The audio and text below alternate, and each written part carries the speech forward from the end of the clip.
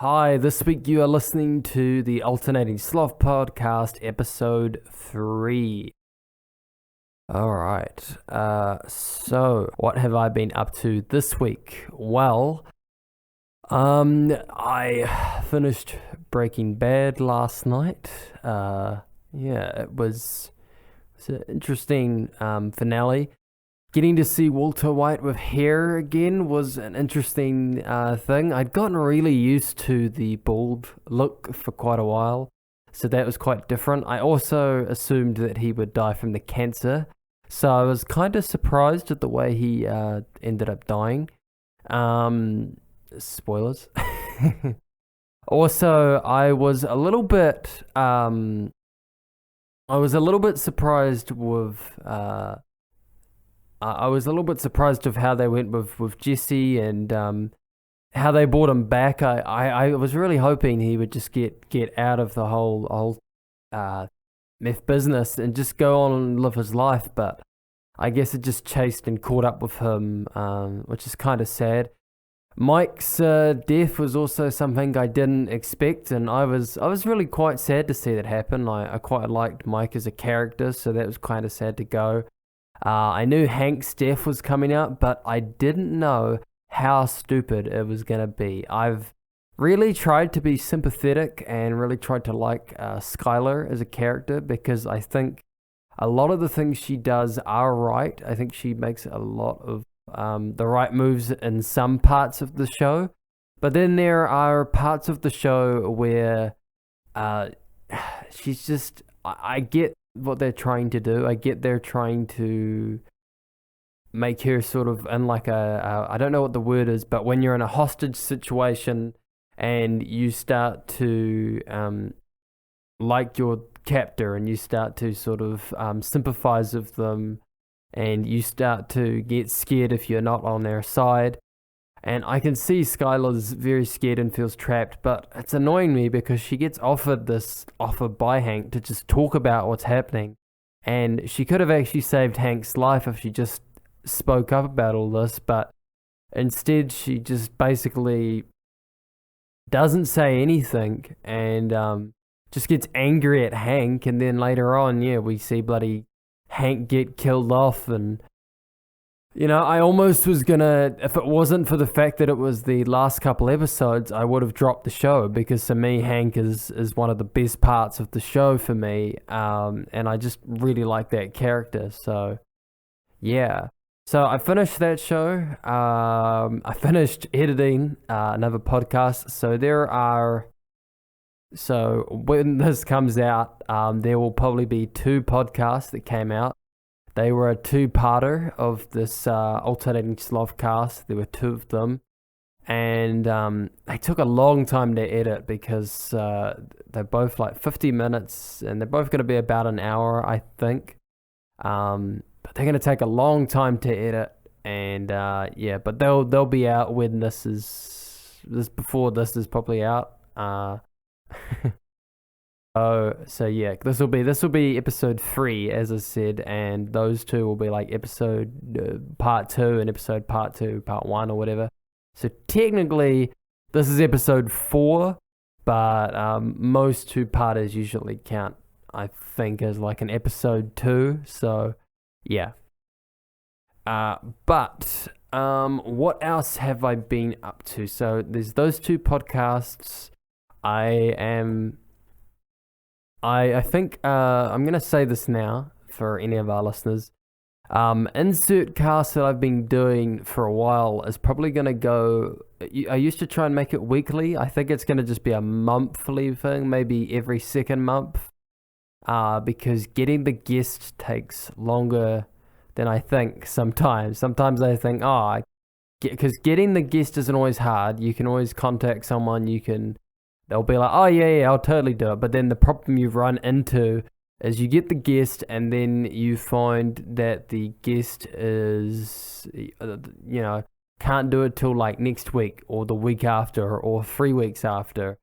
The worst one I had, I think, was there was one person I got 1 week and then they couldn't do it until like a whole month. So that stuff sometimes happens sometimes. So it'll be probably twice monthly, maybe monthly. I'm still working it out. I'm working on getting 2 Insert Cast podcasts recorded though. So there'll at least be 10. And what's going to happen is I'm going to record a couple of these. So there'll be about maybe, I'm hoping for at least 4 or 5 alternating Sloth podcasts before Christmas. I can't make any promises. I'll say 4 or 5 at most. That's what I can. I guess 4 is what I can definitely promise. 5 is maybe pushing it. But I'm gonna try and get those out and record those. And I'm also gonna be working on getting at least one other Insert Cast podcast out. And I'd really like to get 2 out so we can have a nice 10 before I go on a bit of a Christmas break, and then I'll try come back in January. I'll just have to. It might be a while because I need to find. I'm currently finishing my studies, and then I need to go into work. Because I'm not getting. If you want to support the podcast, I haven't got a Patreon yet, but maybe I can look into that. But I'm gonna look into some work. In the radio field, that's what I'm looking at the moment. So, when I get that, that's when I'll, be looking at a place as well. And when I look at a place, I'll be looking at the acoustics of the room. Because probably what I'll be doing for the next couple podcasts is definitely going to be maybe a bit of a different sound. I'm going to try as much as I can to make them sound as close as they can to where I've been recording. Because at the moment I'm recording in a booth in at my campus, but I probably won't be doing that. Probably what you're gonna hear is, and you probably heard this on a couple of the Insert Casts intros for the Insert Cast podcast. There's a couple intros that I did in my closet with just a jacket, and I'll probably be doing the same thing. Maybe the next, for a couple podcasts, and I'll probably be doing that because I'm going up to my mum's at one point before Christmas, but up in Auckland, and then I'm going down to Wellington, and for both of those places, I'll probably it's going to be a different environment, so I'll probably be using a closet there as well. So the setup's going to be a bit different. And probably a lot less boomier and echoey. As you probably noticed, this room is a bit. I like it. It's acoustically padded somewhat, but it is a bit boomy, as you can probably hear. So that's a little bit annoying, but that's the case. And it is reasonably pretty good. So I'm a little sad to not have this room and some of the setup. I also don't have a mic stand. So I'll be looking into getting one of those before the next podcast. And so we don't. Oh, and I don't have a pop filter as well. So you probably do notice I'm not that great with even having a pop filter on. You're still probably hearing a couple P's and B's every now and then.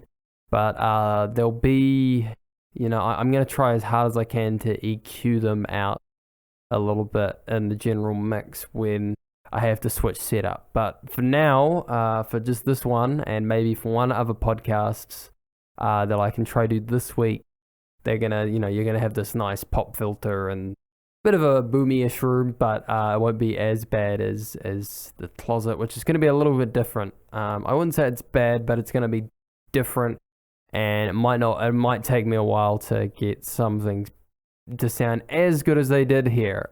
So yeah. So what else did I do? Okay, so I went to a fair this week. I went to a fair on Sunday, and I'm recording this currently on Tuesday night. Yeah, and I went on Saturday, and it was fun. We had a really nice. It's funny. I complained about rain and weather, and we had it was like, I think it was 2 or 3 really nice sunny days, and the weather's just been pretty good for the most part. We've got a bit of a cloudy day today, but that's fine. It means I don't feel as bad staying in and working on stuff as I did on the Sunday when it was really nice out. But I wanted to work on this podcast, so I just kept on working on that. But the fair was on, and they had blacksmiths there making cool stuff, and I've been trying to learn how to juggle recently, because I learned how to juggle actually a couple, would have been like a month ago. I was staying somewhere and I learned how to juggle. So I wanted to learn how to juggle. I wanted to keep at that. So I I did try and look at getting some juggling balls. I was a little bit broke on the Saturday. I didn't even have $30, which was they had a set of juggling balls for about, I think it was about $30 for two balls or something. It was some ridiculous price like that.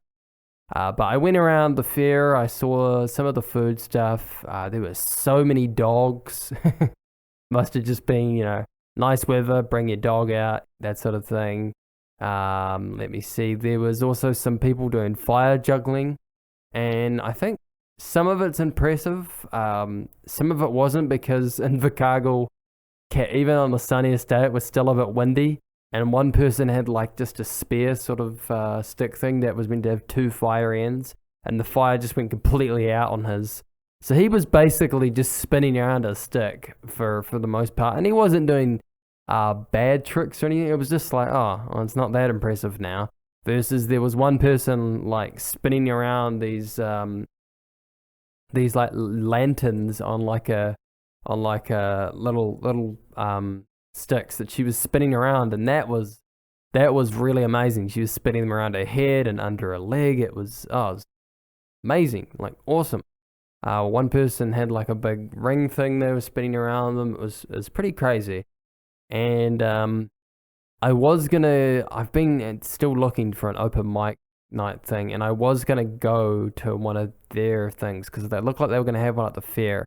But I went there and it just didn't seem like there was a very big crowd. It didn't seem like there was anyone getting up to perform, and there was no guitar or anything up there. And I own a guitar that I practice on and play a lot on, and I've even recorded some stuff with it. But I really don't want to bring it live because it's a bit warped. So it just doesn't sound very good live. No matter what type of EQ or whatever sort of things you do with it, it just sounds pretty bad.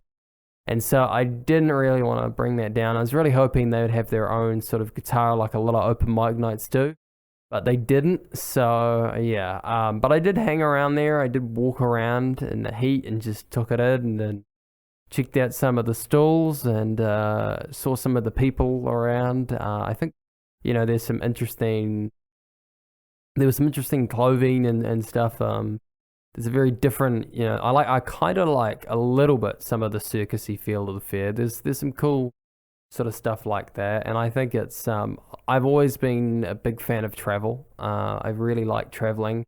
It's one of the reasons why I like walking. I like to explore. I'm not necessarily against hiking either. Just for me, I think I like it as a solitary activity, I think, a little bit more. I've done it with some people, and not necessarily with friends, but I've done it with like family and stuff, and I find sometimes it's fine, but I find the most fun I have is when I'm either like going on a walk or a hike or something, and I've got music in my ears, or I am just like hearing and taking in nature, but I'm doing it by myself, because I'm getting to see things and I'm getting to experience things, and I push myself a little bit harder when I'm by myself to go the extra mile, especially if I've got music in. I forget how long I'm walking for, and I remember I did I think I did 3 hours or something walking in Wellington. I think I did from my house, which was in Kilburney. I walked all the way around Island Bay, which is an area in Wellington, kind of the coastal area. I walked all the way up there, and then I walked up like a big hill around that area, and I just kept on walking. And I think, yeah, I did about 3 hours or something like that. And I was just listening to music, and that just pushes me sometimes to keep going. And I've tried doing it without music sometimes, and sometimes I can push myself. Sometimes I need the music to get myself going a little bit more. But if I have someone with me, it's especially sometimes not as good. I find for me, I do find myself just talking to the person sometimes, which I don't mind. As you can hear, I like to talk. I don't know. I like there's a really nice serene feel about being alone and doing like a big walk or a big hike by yourself. It can be really really nice, and I really like it. Sometimes yeah, it's a form of exercise that I miss down here. Invercargill's very flat, and that's probably my least favorite thing about Invercargill is just the flatness. Versus like I go into Dunedin, I love walking around Dunedin because it's kind of hilly. Even if it's just walking up and down the road, freaking love it. I don't like it when it comes to earthquakes and things like that. But being in somewhere that's really hilly is a lot more fun for me to walk around, in my opinion, than just walk around somewhere that's completely flat. I know it's more tiring, and you sometimes, if you get a really big hill, you have to push yourself, but I kind of like that a lot more than just complete flatness. It's just a bit boring to me. So yeah, so I went and did that. I've been still learning to juggle, and I got offered a gig that's coming up this Saturday. I hope that goes well. We're just working out a set list still with a friend of mine, but here's hoping. Good luck and all. So yeah, I'm been working on that. I'm just been thrashing it out on the guitar because I had that set list for Zookeepers, and I'm probably gonna take a lot of those songs and just do them at this gig that I've got coming up, because it's not an originals gig. It's more of a covers thing, and I actually, a lot of people, I find now, people say like some people act like they don't like creating songwriting, but there's lots of people that I think can be songwriters and like songwriting a lot more than I do. I'm really not a big fan of lyric writing. Which is funny because I like writing. I don't like writing essays and things for assignments. But I have written scripts before. I've written poems before. I've written lots of stuff, but I don't like it when I have to write lyrics because it's so personal, and I do get very worried. I feel I feel like some of the worst parts of me come out sometimes when I write lyrics.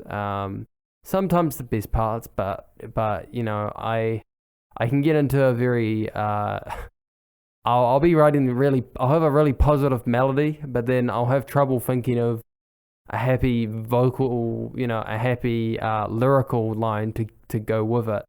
The best time when I'm writing lyrics actually is when I'm with someone else and they're coming up with the music and not me, and when we're just improving basically. I find I write better lyrics actually just when I'm on the spot.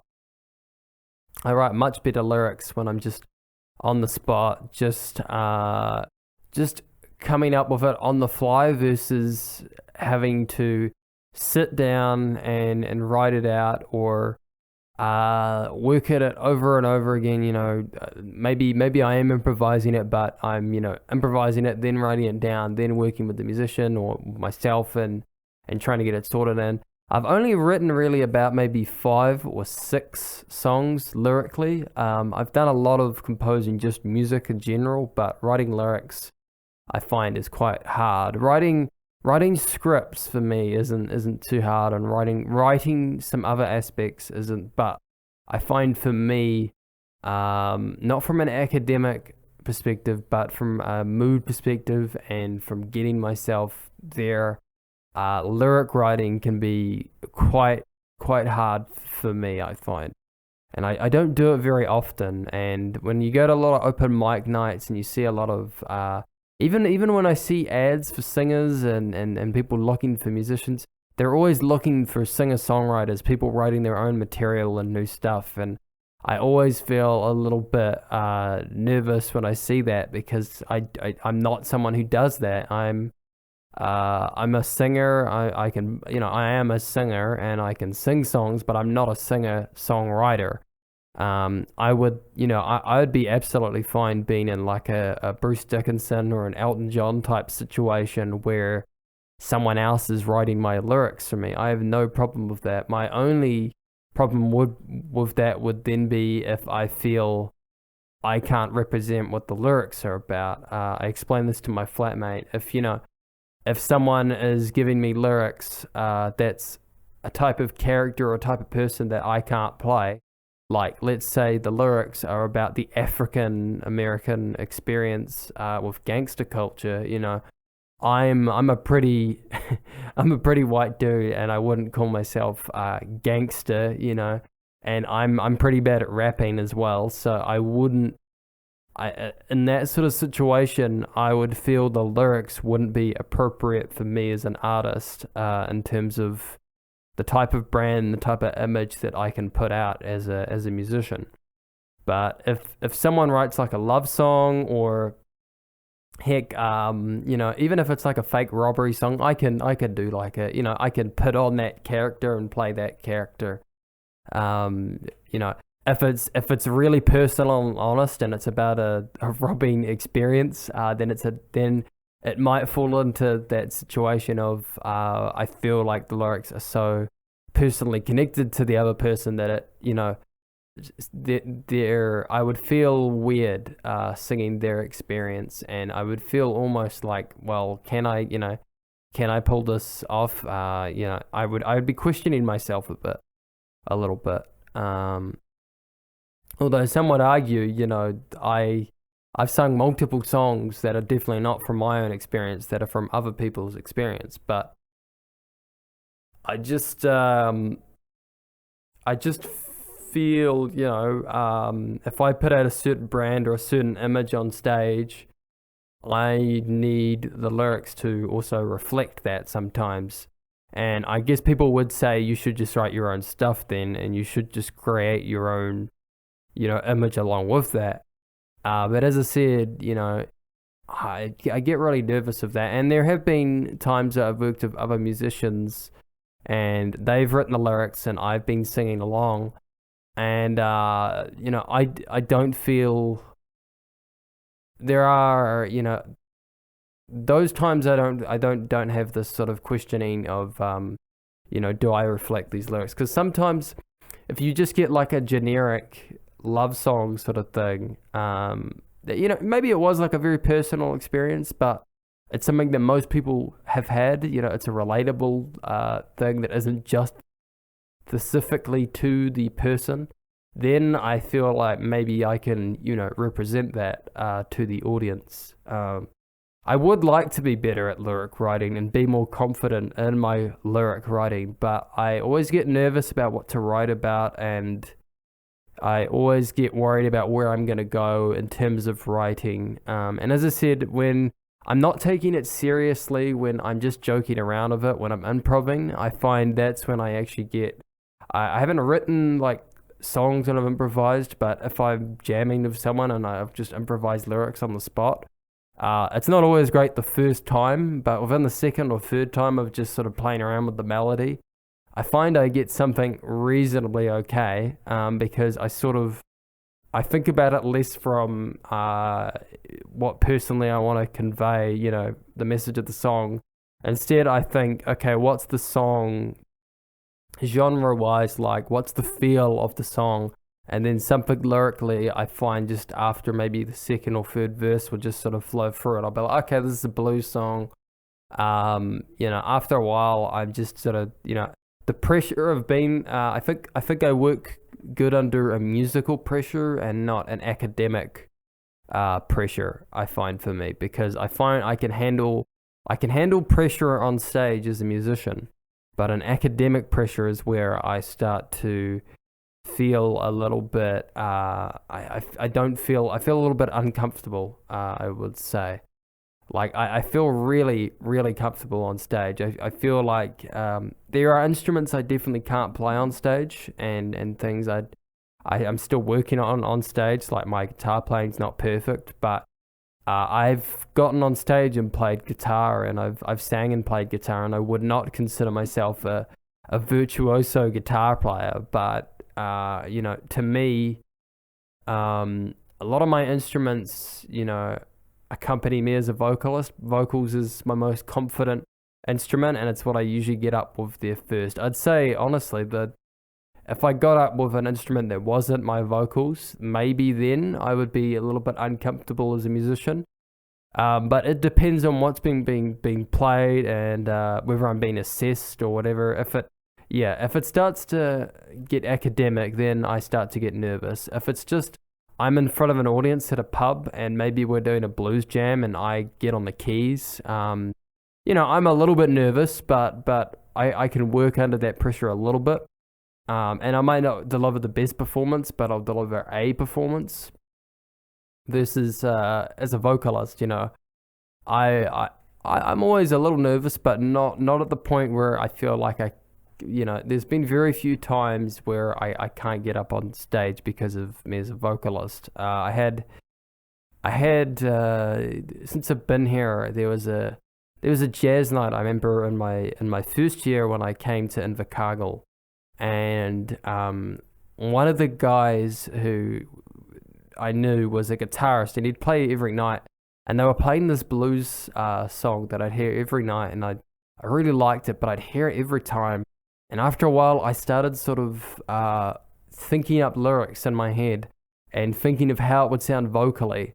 And after a while, I found myself just my body subconsciously getting up and almost going towards the stage. I didn't, get all the way up, but I'd feel my leg, get up above the, off the floor a little bit, and I'd feel my body sort of move. And I would, once I noticed that, I'd maybe sit myself back down. But I remember I was subconsciously doing it, and I didn't even really notice sometimes. And I'd almost find myself getting up to this, standing up for a bit. And it wasn't until one night, one person pointed this out to me and just said, "Hey, just get up and play." They're playing. I don't think they'll mind.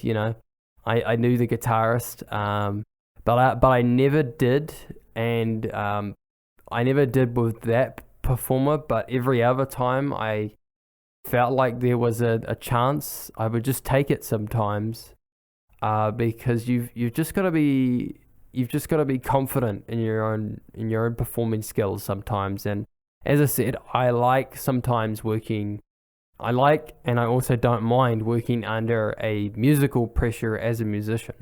It's just for me an academic pressure is where I get a little bit nervous. And songwriting to me, when it's writing down lyrics, feels very academic. It doesn't always feel as creative as some other outlets that I do. And I know it probably should. It just, for me, it doesn't. And maybe that's just high school, because I had to do some songwriting things. Maybe it's that. I'm not too sure, to be honest.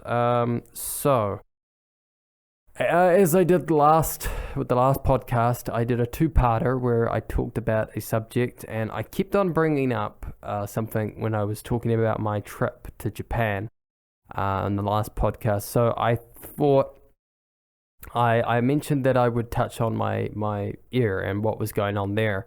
So I decided this podcast I'll touch on my ear operation that I've had recently, how that's going, and what happened exactly.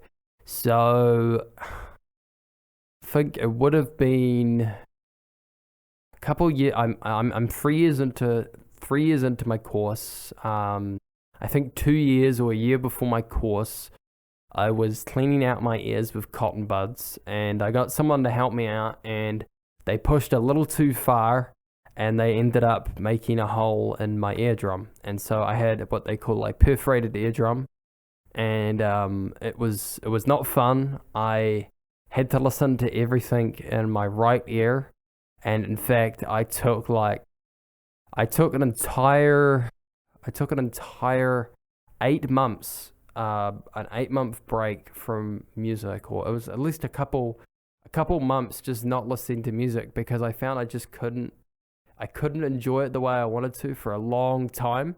And I didn't play music either. I didn't sing and I didn't go up and gig. And I felt horrible because, you know, people who are really into performing and it really does it for them getting up on stage, like me, you start to find you're almost addicted to that feeling and you need to get up there and you need to, runners, when they run, they get this massive endorphin rush. They get this massive adrenaline rush.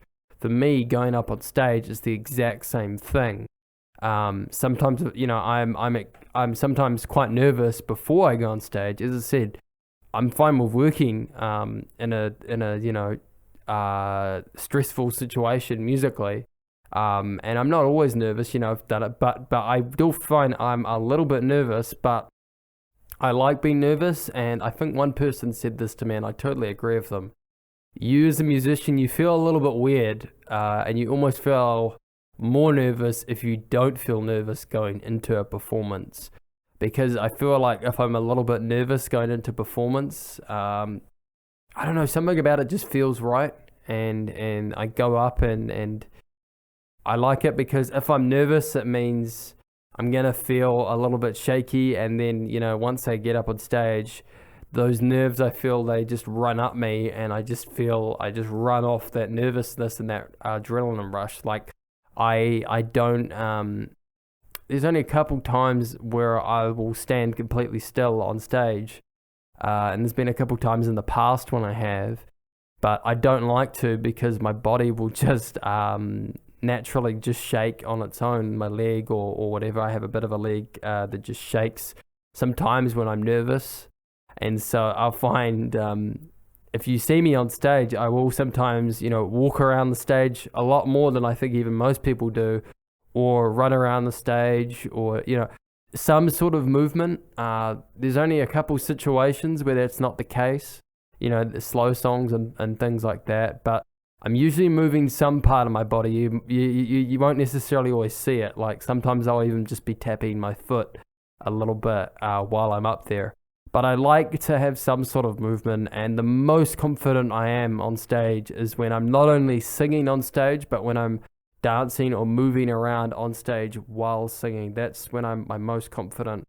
And when this ear thing happened, this perforation, it felt like a big punch to the stomach. It was just, I felt like I had lost a huge part of me that helped me as a musician. You don't realize how important your hearing is and your ear is until it's gone. And so I'm just, I was like almost deaf in just one ear for like a whole year. And I had to keep on having operations and go on medication and talk with doctors and stuff. And I was on my radio course when I had the perforation still. And I was nervous about flying, but then and I had certain things that I did that I shouldn't have when I had the perforation. Like, I got very dizzy on flights, and I had a lot of other little problems, and I thought the best way to do it was to block my ears. That's not a good way. That actually causes more damage because of all the pressure. So I was, when I finally went to Japan, which was, because I've had this perforation for a long time, and I thought it had recovered actually at the start of the year of my course. That's what I'd been told. And I think it was almost there, but I think doing the 10-hour flight, not the way there, but doing it on the way back when I got sick. And I got really sick and I almost vomited on the flight, and that pushed my whole face and everything forward along with the pressure. I think that might have done some damage on top of what I'd already been doing on other flights where I'd been, as I said, blocking stuff up, which I shouldn't have done. And, that basically led to what's happened in the last couple months. So I was in Byron Bay I don't have the exact dates on me at the moment, but I was in Byron for a long time, for a couple months, and I had to come back early because of my operation, and I basically, I came in, I got told, after the Japan flight that I was going to have an operation, which I should have actually mentioned at the start of the sentence.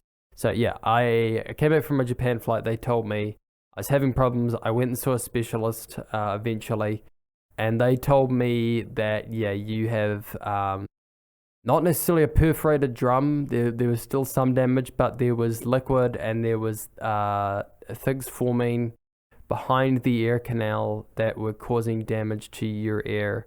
And so I had to have a tympanoplasty, which is when they basically cut a piece of skin off and they basically reattach it as your new eardrum.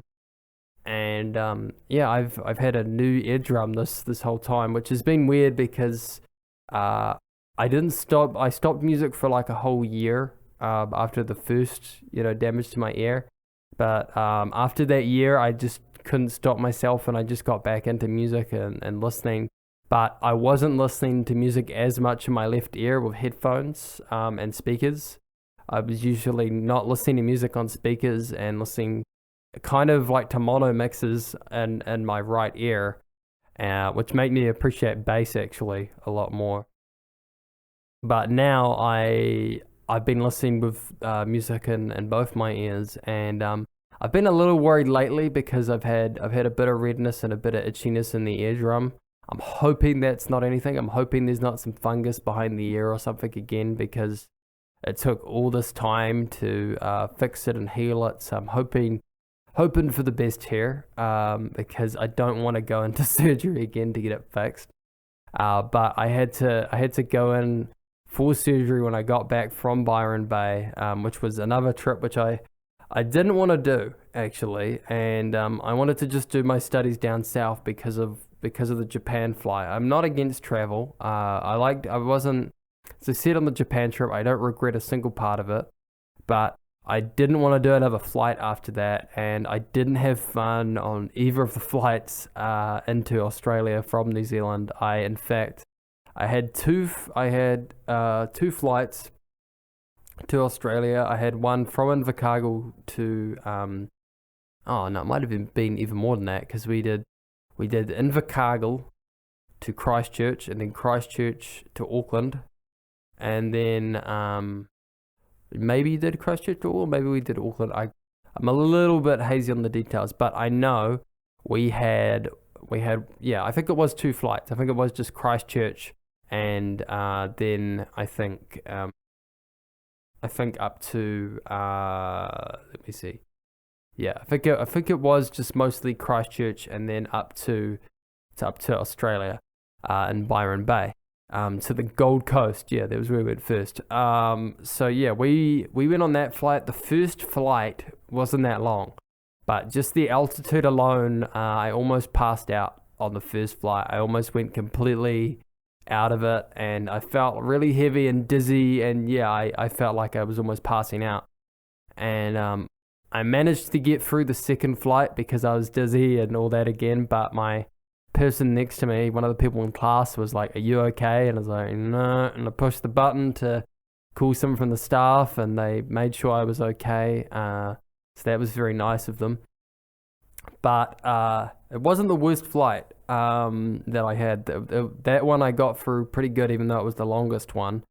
And I did that, and I found when we got in, I was still a bit out of it. But after that day, I was sort of fine, and yeah, I guess at some point I could maybe even talk about Byron Bay.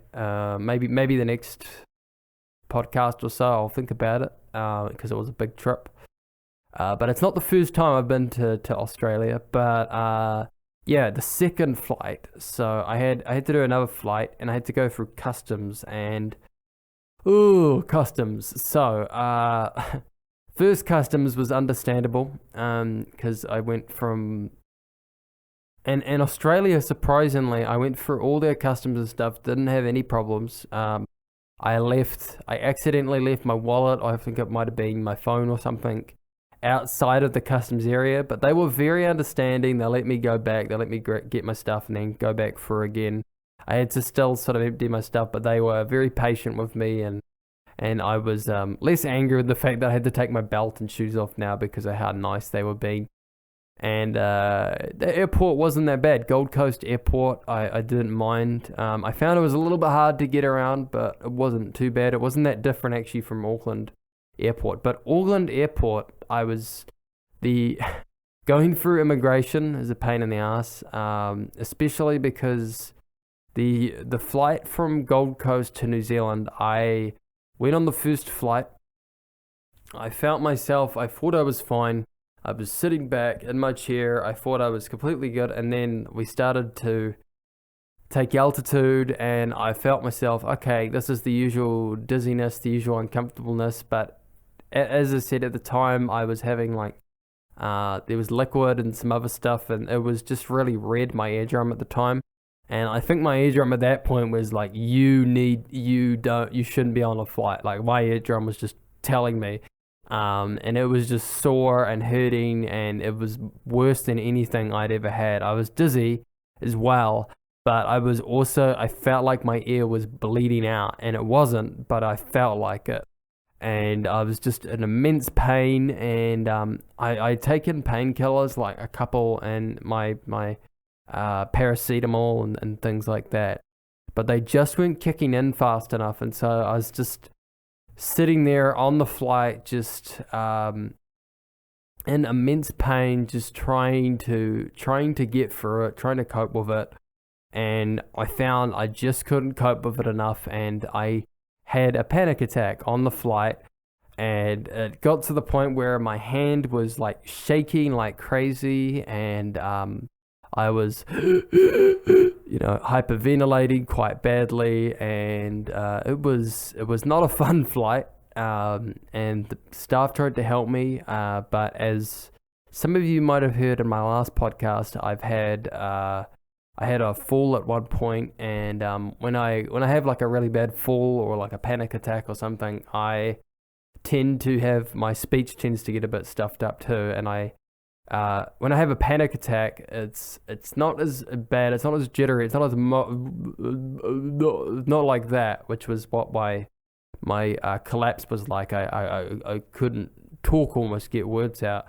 With my panic attack, I start to get just a weird sort of stutter that I had, and they were asking me what I needed, and I try to get words out, and I found myself sort of doing that a lot. And I found myself just, they were really trying to help, and it took a long time to say I've had a panic attack, trying to say that to them. And eventually they, figured out what it was. And I've never had this happen on a flight.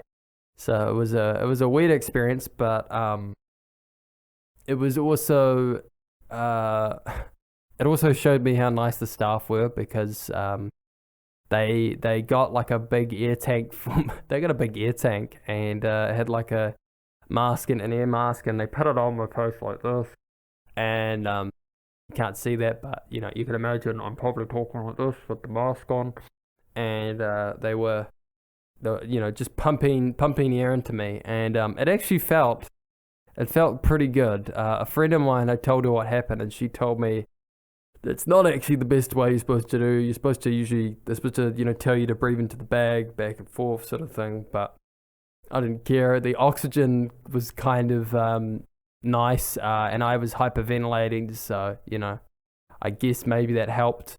And then the guy on the flight, and I wish I could remember his name because I'd like to personally thank him. He sat down with me and just talked to me very normally, just asked what I needed. He got me some extra, because I have low blood sugar as well. I feel real lightheaded when I'm on flights, and so I usually I I don't always have a panic. I don't have a panic attack on flights, but I've, in the past, as I said, I've had these dizzy spells and I get very lightheaded and dizzy. So I usually ask for sugar or chocolate or something. And so they gave me like I think two candy bars and like a couple things of cookies and stuff and a couple packs of sugar. And I just I tried melting some of those down, and they tried giving me a cup of water, and I had to actually I had to get two things, and the guy who was next to me, I had to get him the one hold on my hands because it wouldn't stop shaking, because I had a really bad shake in my hand, just like back and forth, back and forth. And the other hand both of them were doing it, and they tried giving me a drink, and I did the comedic sort of thing of, you group someone a cup who's shaking and they just shake all the water out. I almost did like basically that because I couldn't hold the cup. And so I had to get him to hold one of my hands so it could calm down a bit enough for me to then be able to grab the cup, and sometimes he was like pouring it for me and then helping me get the drink in my mouth and stuff.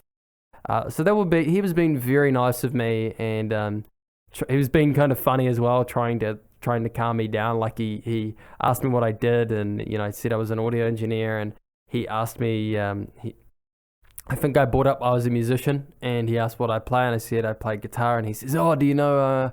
I think it's Snowblind by Red Hot Chili Peppers. He's like, do you know that song? And I was like, no, but I could learn it.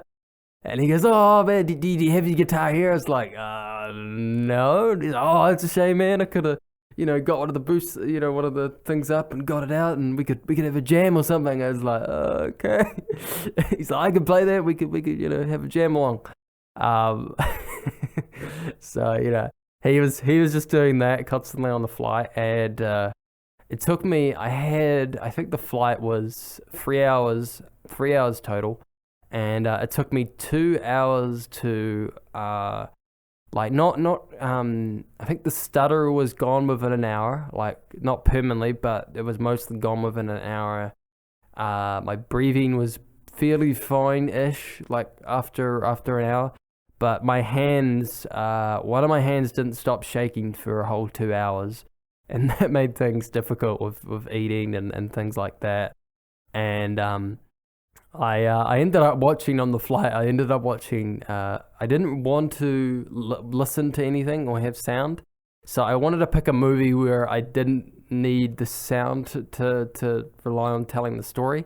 So I ended up watching John Wick 3 because, in my opinion, you can just watch that movie and you can visually get what's going on in the story. Yeah, there's dialogue scenes, but you could put subtitles on and still get what's going on. And you're mostly watching John Wick for the fight scenes, for the visual aspect of it. So I wasn't really, it wasn't really that upset. I actually got into like watching it with the subtitles and just watching it with no sound. I found it was fine just doing it that way, and I was, my ears were still sore, and as I said, I was still stressing out. But I actually found watching John Wick beat people up with a horse was actually calming me down quite a bit, and I was just enjoying the action and having fun. And it also helped that there was a cute flight attendant who came up and asked if I was all right. Kind of wish she sat next to me a couple of times and checked if I was okay, but whatever. She came around a couple of times and asked if I was okay, and that was nice. So yeah, that was the flight. But I was still, even after all that, I was still quite shaken from just the experience of having that on the flight. And I managed to get some food and then go to the bathroom and do all that. But I ended up being very nervous when I before I even got to go and get some food and go to the bathroom, I had to go through customs. And customs in Auckland, when you have to come in, is a lot crazier than when you're leaving the country. Customs, going into the country is even just as a New Zealand citizen going into Australia, you still have to, as a New Zealand citizen coming from Australia, going into New Zealand, you still have to go through a pretty massive line, with a little paper sheet to go, hand it into someone to get your bag through and go through. And the biggest problem I ran into is, one, I went to the wrong area to go grab my bag because I was, as I said, I was still shaken up. I was still like, my mind was still just exhausted from the whole experience, and I felt completely drained. So I ended up waiting the wrong area until someone said, are you waiting for your bag? And I said, yeah. And they said, which one? And I was like, well, I've just been on this flight. And they went, oh, yeah, well, you're probably all the way down there. So I had to walk all the way down to that area, then grab my bag. And then I realized I didn't have the paper slip that you needed to fill out to say, you're on this flight, you're this person, you have, what's in your bag, all that stuff. So I ended up having to write one of those while waiting in line. They gave me a sheet, and they let me sit by a desk, and then one of the guys said, I explained my situation, and he said, oh, you can just sit here, and then I'll let you through, and you can go through. And he was very nice of that, but I kind of rushed my way through the paper thing because I was still very nervous. And when I went to the guy, I probably, I get he's trying to do his job, and I now get where he's coming from. A very nervous guy who hands him a sheet that didn't, that I hadn't ticked the box if I had known, or what was in my bag, would look very, look like I'm a drug person or something. It doesn't help that I don't have long hair, but, I have the beard and bright ginger hair, and I sometimes wear metal shirts and things like that. I wasn't wearing one that day, but I'm the type of person who you'd look at and you'd maybe think that. So, he probably might have thought I was, had drugs or something, and I was very nervous about that. I was mostly nervous at the flight, of course, but, that didn't matter to him. So he, I tried ticking it, and I at first, just out of nervousness, just said, no, I don't know what's in my bag. But I said it like, no, but then I was like, no, yes, And he, he was like, oh, okay, well, you're going to have to go through the check thing, to get your bag checked, which was pretty annoying. So I had to go through that and then get my stuff. And I was nervous because I had bought this interface and this mic, and I didn't know if they could actually go through the X-rays, but they could. They definitely could, but I was a little bit worried going through with them. I was worried something might happen. But I ended up getting through. I ended up, since that happened, I was kind of, I didn't have much time. So I went to the toilet as quick as I could. I tried to order something as quick as I could, and then, waiting. I ended up being late for customs though, and they called me. And the annoying thing is that I talked to my friend about this, who has someone who works in the airport. If you're in New Zealand and you're a New Zealand citizen going to another part of New Zealand, you generally don't have to take everything off. You don't have to take, I think it's your belt and your shoes off, I think. Well, I think you might have to take, but you don't have to take, I think your belt still comes off, but not your shirt. And I had to they made me take my belt, my shoes, and every thing off, metal and all that. So I had to do all of that, and I was running late, and they called me twice, to come on. They had already almost boarded the entire flight. So yeah, I then got on that second flight, and I was really nervous. My leg was shaking, and I was just in I was just not feeling great. And so I'm sitting there, my leg's shaking, and that I started sort of, feeling dizzy and nauseous again. And the person, they had been on the previous flight with me from the Gold Coast, and they're like, oh, you had a problem before. I was like, yeah. So I explained. They brought, the air people over, and they asked me if I wanted to lay down. I'm going to say this, if you have vertigo or problems of dizziness, it's not a bad, excuse to lay down. But on a flight, what you're trying to do if you have dizziness is you're trying to ground yourself. You're trying to keep yourself balanced. You're trying to sort of straighten your legs up, and it can be very difficult because you can be having dizziness and be, the whole plane's on a side, and it could be terrible. But it's even worse, I think. I've never done it, but I know it would be even worse for me laying down, because the hardest thing when you have vertigo or any air sort of issues where you've got a heaviness or something, when you get up, it's way worse. Like when you lay down, you're fine. And you're fine for like a decent amount of time, but once you get up that first time, you're gonna be feeling like this massive amount of heaviness and crap like for a little bit. And it will subside after a while, but it's pretty shit. And so I didn't necessarily want to do that. I was like, no, no. And I ended up just, I vomited twice, and then just, I was fine after that. And then, yeah, I came back from Auckland and went into Invercargill, and I stayed in Invercargill for the night. And then my dad came and picked me up, and we drove to Dunedin for my operation, because Invercargill has decided to cut their ENT department because of like funding. So which is a little bit annoying. Means I can't have my operation down here. So I had to drive about 3 hours with my dad up to Dunedin.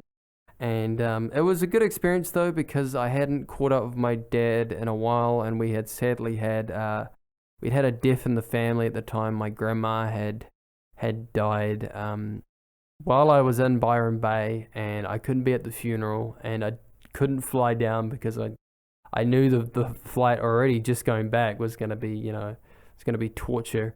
And I felt just really terrible the whole time. Well, not but the whole time afterwards, it took me a long time to just grieve, and I wouldn't say get over the whole thing. I'm still a bit upset, and I think for me it would be visiting the gravestone, and doing all that is gonna really help me out. Because yeah, I just found the whole experience was just it was so, it just hit me when I heard the news. So getting to be with my dad, and and us just sort of talking it out, and sitting in the car, and get it. We didn't really necessarily, we talked a little bit about it, but trying to help him, because he also lost his.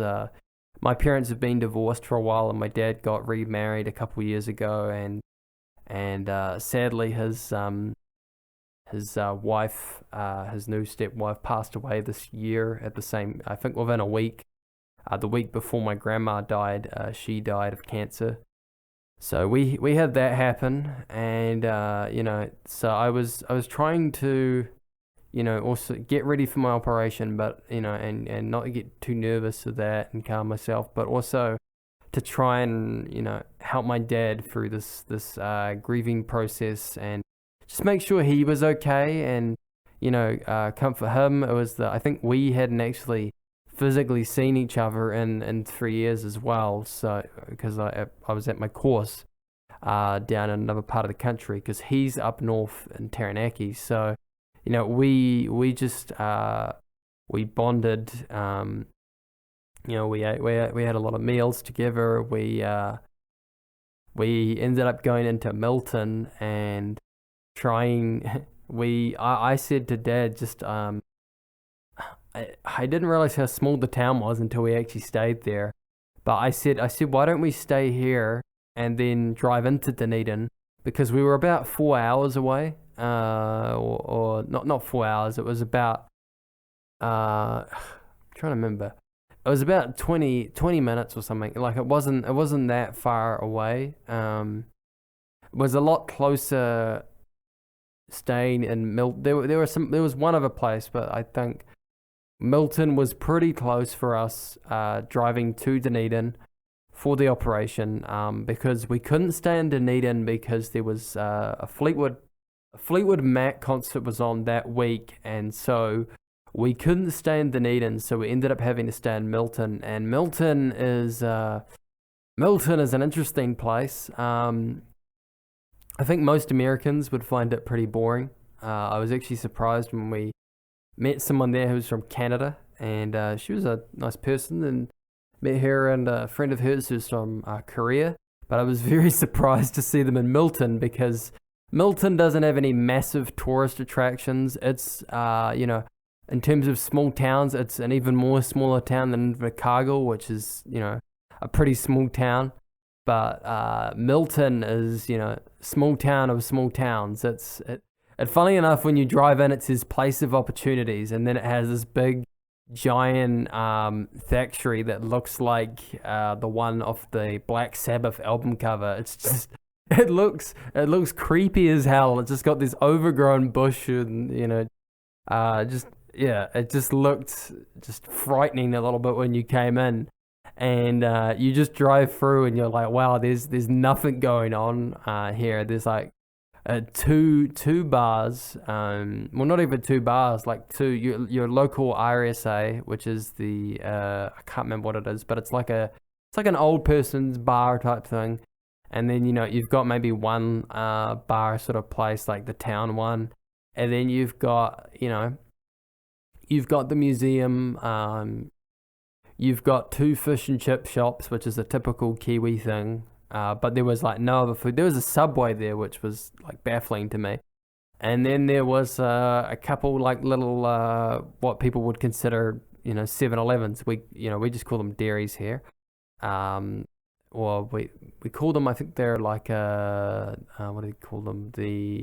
I can't remember the name, but there's one particular brand that we have down south that's not like a Foursquare, although they had a Foursquare, but they have these these little places you can do your shopping and stuff. But it was very small. I'd say there were maybe about in the town, I'd say maybe 20 people at most in the entire town. That's what it seemed like to me. Like there were a lot of houses, but I wouldn't be surprised if there was only 20 or maybe 30 people at most in the entire town of Milton. It's just completely small, not much going on, and so we ended up driving into Dunedin quite a bit.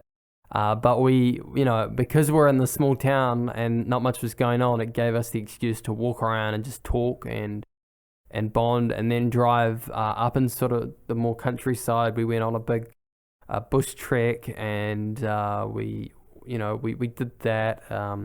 That was fun. As I said, I like doing bush treks. That was one of the few times where I did like going on a bush trek with someone, because as I said, I hadn't been around my dad in a long time, and I think he was, I don't think he'd seen. I'm not that fit, but I'm pretty fit when it comes to doing bushwalks and walking on stones and jumping over things and stuff. And I think it was, I don't think he realized I was pretty good when it came to doing that sort of thing. So it was nice to do that. And we went to the museum at one point, and I felt really sorry for the lady running it, because she just started telling us like everything that was going on with her at that time when we ran into her. She told us like her mother had died, and all the stuff she was going with, and she asked us like, oh, what we were doing, and very chatty, very I think maybe she gets maybe 3 or 4 people in a day in that place. So to me, I wasn't surprised that there was that she was that chatty. I mean, even I remember I went to like the dairy, the local 7-Eleven, whatever you want to call it, and I went and bought like just a drink, just like it was like an aloe vera drink thing. I quite like them, and I got one that was like grape flavored. I got a different flavor one. And she looked at it and she goes, I've never had these. She goes, I've had one of those before, didn't quite like it. I just can't see it, but they're coming off the shelves like crazy. And, I was sort of just like, okay, yeah, just sort of going with it. And she just, just kept on talking. And I was like, okay, I'm fine with someone talking. I like a friendly town, and I like talking with shopkeepers and stuff, but I was quite surprised, and it did make me realize that Milton is pretty small. They probably don't get a lot of people coming in, so when they do get someone in, they love to chat and talk. And I also got some records when I was there, which was cool. I think I paid like maybe $2, and I got two records. I got a Connie Francis one, which is a really awesome reverb. It's a bunch of Spanish songs. And what's her name? Winfred Atwell, which is like a ragtime sort of boogie woogie style piano player, really cool piano stuff. So I got those 2 records when I was there as well. And I remember one of the reasons we had to stay in Milton as well is my dad had booked somewhere in Dunedin, and the guy was kind of a dick in Dunedin and cancelled our reservation at the last. There was some sort of problem, and he just cancelled our reservation at the last minute without really telling us, because apparently my dad hadn't done some online thing with the reservation or something. And my dad, he was pretty pissed about it, and he mentioned it to one person in the shop. And then I remember everybody in the shop was talking with my dad. And not only that, but they were taking his side, and they were like, wow, if they even said things like, they were talking about, well, if someone wanted to come to stay somewhere and go to Dunedin, I would, I'd house them for the night and I'd give them a steak, and, we don't do that sort of thing down here. And, it was a very, very interesting experience to see everybody come together. And the place we stayed in, Milton, was a really nice backpackers. We stayed with this guy from Switzerland, who I'm blanking on the name right now. I wish I could remember his name, because he's a really cool guy. And he's very talkative, very friendly, very welcoming. He generally just stayed around the house, and I think I saw some reviews for the place, and some people, I think, that did creep out, that he stuck around most of the time at the place. He didn't leave. He only left sometimes. He'd go outside and work on things, but he wouldn't leave the actual motel, that we stayed in. But he was just a really nice guy. Had a lot of interesting stories. I got to see my dad. For me, it was nice seeing my dad get to bond and talk with someone else as well, because talk about something other than the grief he was dealing with and the stress he was dealing with. When the guy mentioned that he was into motorbikes and showed him like a motorbike he has, my dad's a big motorcycle person, and so they got to bond over motorbikes and over the travels they had done on motorbikes and stuff. And that was really nice to see my dad smile and see this happiness and excitement in him that I didn't really get to see for the first couple of days when I was with him. I saw a little bit of it, but I didn't get to see a genuine happiness and genuine excitement that I got to really see with my dad when he, got to talk with this guy from Switzerland. And he was very nice. He did our dishes. That was one of his things. He's like, no one does dishes. I do the dishes here. That was one of his rules. But just very friendly. He had a guitar and a piano there. He didn't play any of this stuff, but he had them there just for guests. And so I jammed a couple times, and he was absolutely fine with that. I bought a new wok when I was there, and I used his stove, and it was better than the one I've got at my place. And his is like a wood fire stove that he was, it was a real fancy one, and he was making bread and all sorts of things in it. He was a vegetarian guy. But he's a very nice guy, and I liked the place a lot. And I would kind of recommend it. I did like it, and I would go there again if I had to stay in Milton. But I wouldn't necessarily recommend that people stay in Milton. There's not much really going on. But if you have to, there's a nice backpackers in Milton run by a Swiss guy. And he's a little bit over friendly, but he's a nice guy, and he'll help you out and make sure you're okay. And he's got a lot of interesting stories, and it's really well priced. And I thought the beds weren't too bad either. I actually had to I had to go back to Dunedin again, and I stayed at another place, and that place, well, I'll get into it, but wasn't as great as the one I stayed in Milton in terms of the beds. Not as great, because I can tell you, like, when I get a pillow that I can, feel that isn't, like, it's either too soft or it doesn't feel right, like it feels like it's hot or something, like, or there's like some sort of, I'm worried like that might be dirty or something, that's when I know I'm like at a bad motel, or, that sort of thing, backpackers for the night. But we stayed there. Actually, it was a backpackers, sorry, not a motel. If you need a backpackers to stay in Milton, then I think it's the Happy Backpackers in Milton. That's the place we stayed, and yeah, I enjoyed it. Enjoyed the guy's company, and We didn't like it. I think I didn't really enjoy it the first couple days, but after a while, not necessarily the place Milton grew on me, but the backpackers grew on me after a while, and I think it helped that I made friends with two of the ladies that were staying there, someone from Canada and someone from Korea, and just talking with them and hanging around with them around the place, and also my dad. That was, that was just a nice experience, and it felt.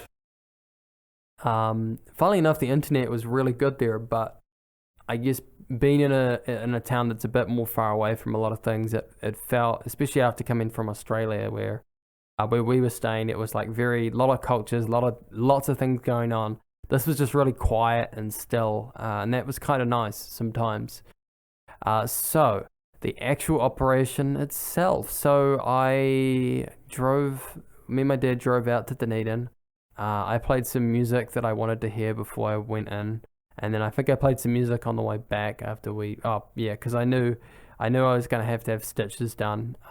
So I listened to some Alice Cooper, I think some Albert Collins and some Albert King and some other stuff on the way up. I like a lot of blues, some rock, and I think even I had some bossa nova stuff in there as well because I like bossa nova too. So we had some Jean Gilberto and lots of different stuff. So we had that, I got my dad to play some of that stuff in the car, and we drove up. We went and we waited just in the waiting room, and it took a long time. I first saw someone just for a general talk, and I think it was just a general explanation of what's going to happen. And then I think it was maybe 2 or 3 hours. They finally came and they gave me like a little what do you call it? I don't remember what it's exactly called. My friends would probably one of my friends who's a nurse would probably know exactly what this is. They put something in your arm that they're gonna put the blood and stuff for, and they're gonna pump things into you. They put one of those and they did like a little injection to make a hole, and they put that in, and I actually asked my dad if he could leave the room because I'm very nervous of needles, and I was worried I was gonna get very upset. So I didn't want him to see me like that, but I did very well. I did fine with it, and actually I think I just did better because I did it by myself with the guy there, with the nurse there, and they put that in, and then I waited, and I think my dad was he was very patient the first hour or two, but I think after a while he was a little bit pissed having to wait, and but whatever,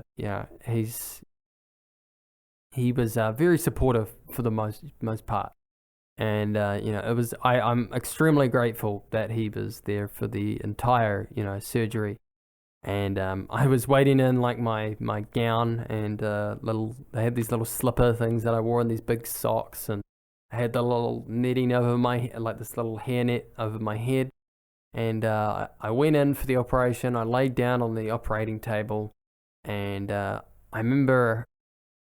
I was just very sort of I was nervous before the surgery. Once I got in, I was just very matter of fact, and it was just very matter of fact. They were just like, "Okay, Connor, you're gonna have this. You know what this is?" I'm like, "Yep, yeah, okay." And they're like, "We're gonna do this," and I was really hungry as well. I wanted to eat, and I wasn't allowed to eat. I was only allowed black coffee or tea at that point. And it's funny because right after the operation, I didn't really want to eat anything, but before the operation, I was freaking starving because I hadn't ate for like I had to skip breakfast and lunch to do this operation, and so I'm sitting there, I'm waiting. They're getting all the stuff set up, and they're talking to me about what's gonna happen, and it was about maybe 2 or 3 minutes just sort of sitting there, and then eventually they said, okay, we're gonna pump this thing in, and you're gonna feel. They said you're gonna feel a little bit dizziness, maybe a headache. And like I didn't feel the dizziness straight away, but I definitely felt the headache. I was like, oh, okay, oh wow, this is hurting. Like I was like, oh, this is not great. And I was just like, wow, this is like 3 hangovers in one. And and then after they're like, okay, now we're gonna pump the thing in, to and they said I think they said we're gonna pump this in, and then we're gonna put the other thing in, and you're gonna, gonna start slowly dozing off. And within 5 minutes, before I could even sort of think about, what I was gonna say next, like I just felt myself slowly, falling asleep. And I went off to sleep, and I felt like I slept for hours, but I couldn't remember a single thing, and I didn't feel like I dreamed almost. Like I've had sometimes like bad sleep, where I've went to sleep and I felt like I've just had my eyes closed the entire time, and I'm sort of trying to get to sleep, but it's not quite working. But this time I felt like I actually slept, but I didn't have any dreams. It was really weird.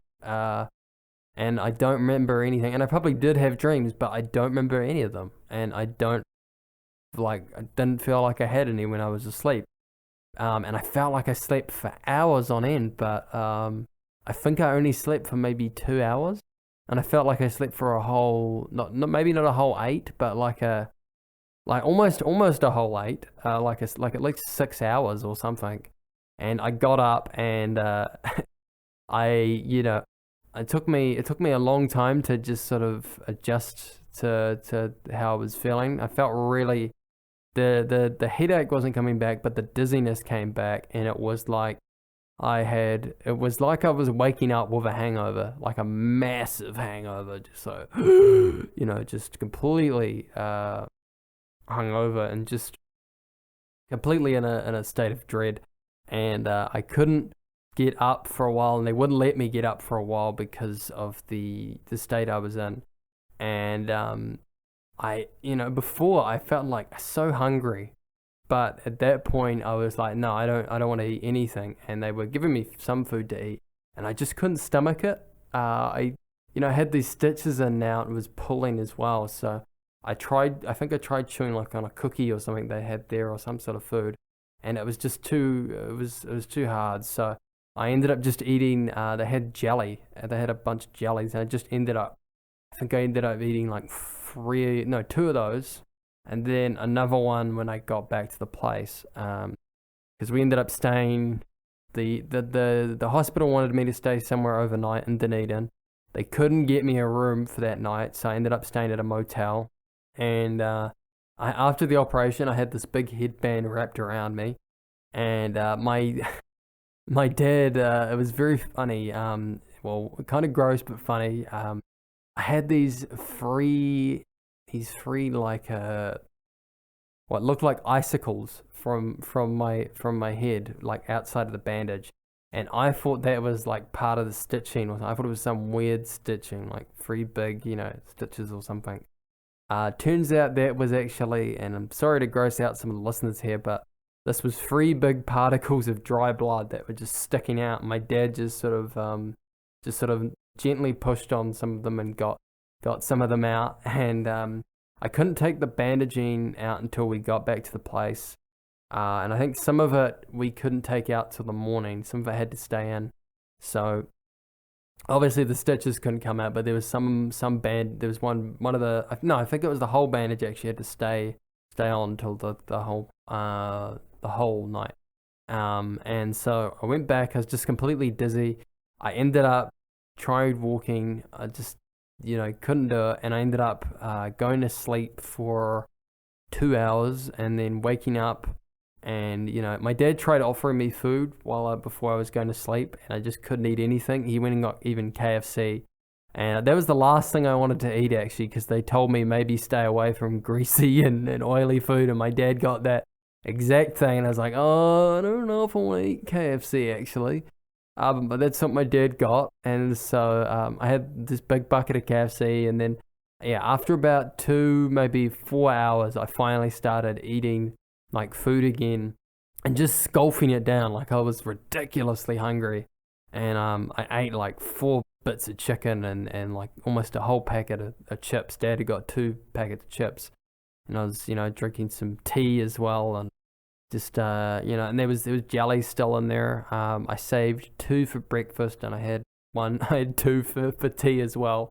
So I had those 2.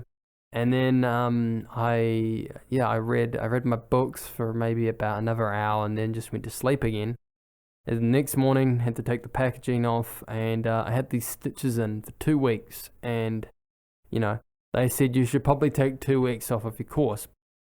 So, most people, when they have, some sort of injury, like they have a cast or something on their arm, they do consider it a break. It's the Netflix and chill sort of thing you could do when your arm's broken or your leg's broken.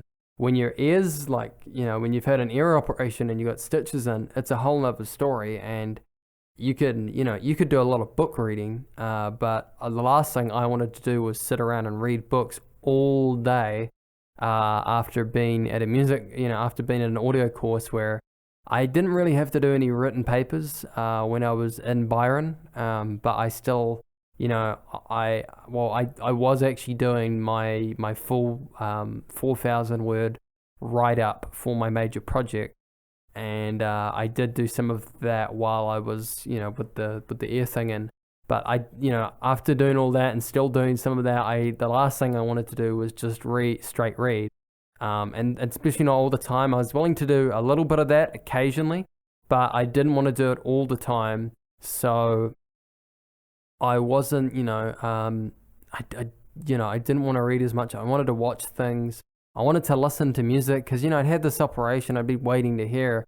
And then I got told 2 weeks, and I was like, well, I'm on a break and now I can't, do the things I'd want to do on a break, which is, especially if I'm told to stay in bed as well. That's what they said. Like, you can get up, but you probably want to stay in bed more because you're going to feel a bit of weirdness, a bit of heaviness. You're going to feel your left foot quite a bit, in your ear because it's blocked up. You're going to, it's going to feel weird walking. So I didn't actually get up out of bed for like the first week a couple times. I had to push myself to get out of bed and go for walks and stuff. And I didn't enjoy it. I really hated it sometimes because of the sound and because of how I felt. I felt really sluggish and I felt really drained, and I couldn't eat hard foods for a while. I would sometimes try, but I didn't. I almost felt like I was going to have to go vegan or vegetarian or something for a week, or like go on soups or something, because I would get like a chunk of meat or even just a biscuit. I'd try one of those and I'd chew on it, and I would feel my, my whole jaw, the stitches would pull like on my ear, on my left side of my face because it's connected to my jaw, and it would just pull the entire jaw every time. And the annoying thing was I couldn't smile too much either when I did that. Like if I got really, really happy and, my cheeks pushed really high up, then my jaw would be feeling it and I would be in pain. Or I would just be irritating and itchy. Like the pain went after about 2 or 3 days. I was on painkillers and some other stuff as well. But the itchiness was like unbearable sometimes, and just the irritation every time it like jolted back if I had something hard in my mouth, or if I had smiled, or if someone had made me laugh, which is ridiculous now. Like, I had to, sometimes avoid doing things that made me happy even sometimes. So I was not in a good mood, and actually when when I finally got the stitches out, like I wanted another break because I didn't feel like I was on a proper break. I was on I was basically like just, I felt like I was doing more work basically, but I was doing physical body work to try and with my whole face and everything. And eventually I got the stitches taken out. I had to go to Dunedin. And here's the place I was going to mention before. I stayed at a backpackers in Dunedin. It's called the Geeky Gecko, and I feel bad because they might even listen to this podcast. They don't know me personally, and I haven't put any stuff out there. But if they do discover this, they might be upset that I might say this. But I feel I should be honest, generally on the podcast, and state my opinion. And I went to this place. The guy who was running it was a really nice guy, and there was a really cool alien statue thing when I went in.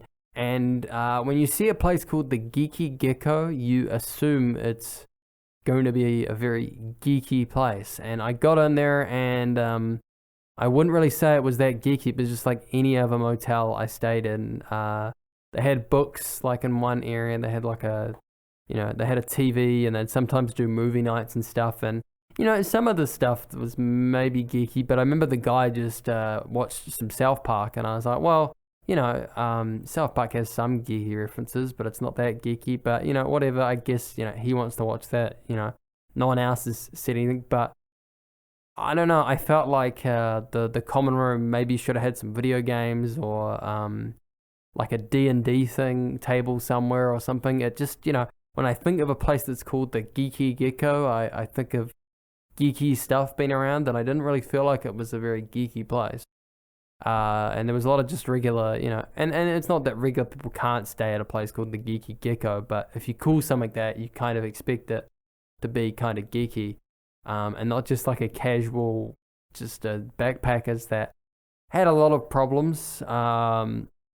Some people online have complained about the state of the bathrooms and stuff. I went into one of the bathrooms. I thought it was fine.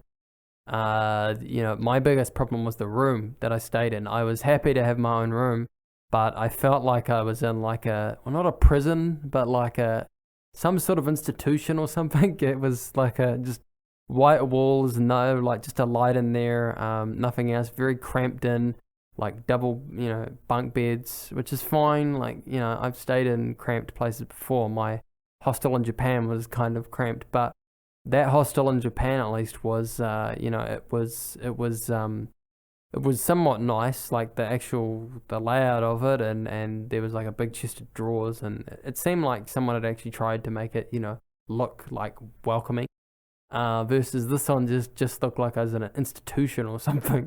And I remember the pillow just felt awful, like I felt like my head just went straight through it, like it just didn't feel like there was much, fluff in it. Like it felt just, so I felt like I was just going through and just using most of the bed for like as the pillow.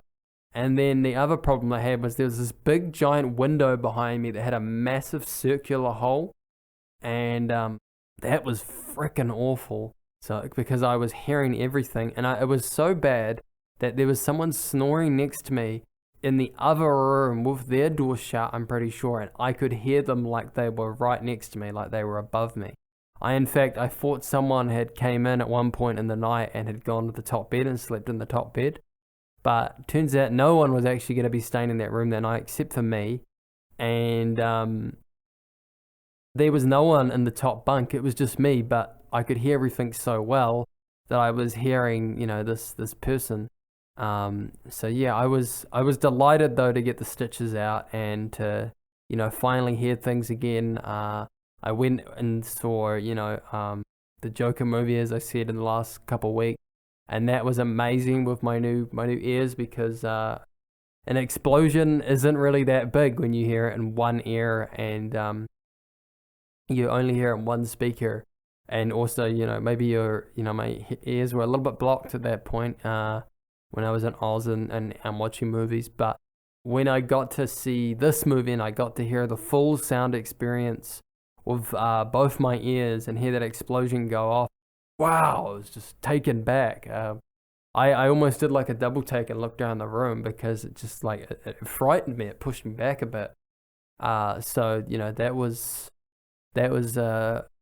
having this is having my hearing back has been incredible. I really hope it's not gonna have any problems. I've been on drops I was on drops the last 2 weeks.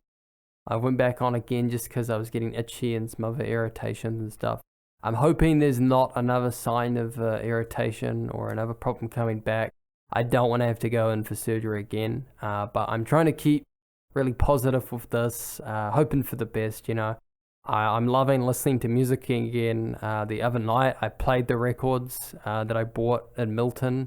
That was awesome. My friend's a DJ, so we did some reversing with it and some other cool effects to it, and pitching it up. It was just a fun experience, and getting to hear the warmth of the record and stuff again was just so cool.